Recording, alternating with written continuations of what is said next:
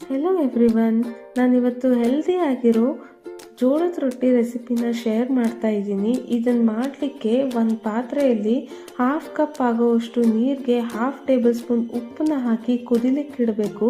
ಒಂದು ಸಲ ನೀರು ಕುದಿ ಬಂದಾದಮೇಲೆ ಅದೇ ಸೇಮ್ ಕಪ್ಪಲ್ಲೇ 3/4 ಕಪ್ ಆಗೋವಷ್ಟು ಜೋಳದ ಹಿಟ್ಟನ್ನು ಹಾಕಿ ಸ್ಪೂನಿಂದ 1 ಗಂಟಿಲ್ದಿರ ಮೀಡಿಯಮ್ ಫ್ಲೇಮಲ್ಲಿ ಚೆನ್ನಾಗಿ ಮಿಕ್ಸ್ ಮಾಡ್ಕೊತ ಬರಬೇಕು. ಫ್ಲೇಮ್ ಯಾವಾಗಲೂ ಮೀಡಿಯಮಲ್ಲೇ ಇಟ್ಕೊಳ್ಳಿ, ಯಾಕಂದರೆ ಹಿಟ್ಟು ಬೇಗ ಸಿಯೋ ಚಾನ್ಸಸ್ ಇರುತ್ತೆ. ಸೊ ಒಂದ್ಸಲ 1 ಗಂಟಿಲ್ದಿರ ಚೆನ್ನಾಗಿ ಮಿಕ್ಸ್ ಮಾಡ್ಕೊಂಡಾದ್ಮೇಲೆ 1 ನಿಮಿಷ ಗ್ಯಾಸ್ ಮೇಲೆ ಹಿಟ್ಟು ಬೆಚ್ಚಗಾಗೋವರೆಗೂ ಬಿಸಿ ಮಾಡಿಕೊಂಡ್ರೆ ಸಾಕು. ಜಾಸ್ತಿ ಇಲ್ಲಿ ಬೇಯಿಸೋ ಅವಶ್ಯಕತೆ ಇಲ್ಲ. ನಾನಿಲ್ಲಿ ತೋರಿಸ್ತಾ ಇರೋ ಕ್ವಾಂಟಿಟಿಯಲ್ಲಿ 6ರಿಂದ 7 ಮೀಡಿಯಮ್ ಸೈಜ್ ಇರೋ ರೊಟ್ಟಿ ರೆಡಿ ಆಗುತ್ತೆ. ನೆಕ್ಸ್ಟ್ ನಾನು 1/2 ಕಪ್ ಜೋಳದ ಹಿಟ್ಟನ್ನು ಒಣ ಹಿಟ್ಟನ್ನ ತೊಗೊಂಡಿದ್ದೀನಿ.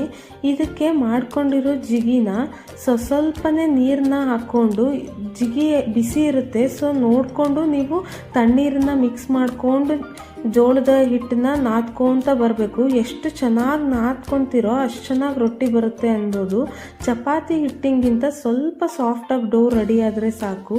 ನಂತರ ಮೀಡಿಯಮ್ ಸೈಜ್ ಆಗೋವಷ್ಟು ರೊಟ್ಟಿ ಆಗೋವಷ್ಟು ಡೋನ ತಗೊಂಡು ಈ ಥರ ರೌಂಡಾಗಿ ಕ್ರ್ಯಾಕ್ಸ್ ಇಲ್ದಿರ ರೌಂಡಾಗಿ ಉತ್ಕೊಂಡು ಕಾದಿರೋ ಹಂಚಿನ ಮೇಲೆ ಹಾಕಿ ಯಾವ ಸೈಡ್ ಹಿಟ್ಟು ಹಚ್ಚಿರ್ತೀವಲ್ಲ ಆ ಕಡೆಗಷ್ಟೇ ಹಸಿ ಬಟ್ಟೆಯಲ್ಲಿ ಸವರ್ಕೊಂಡು 2 ಕಡೆಗೂ ಚೆನ್ನಾಗಿ ಬೇಯಿಸ್ಕೊಂಡ್ಬಿಟ್ರೆ ಸಾಫ್ಟಾಗಿರೋ ಡಯಟ್ ಫ್ರೆಂಡ್ಲಿ ಜೋಳದ ರೊಟ್ಟಿ ರೆಡಿ ಆಗಿಬಿಡುತ್ತೆ.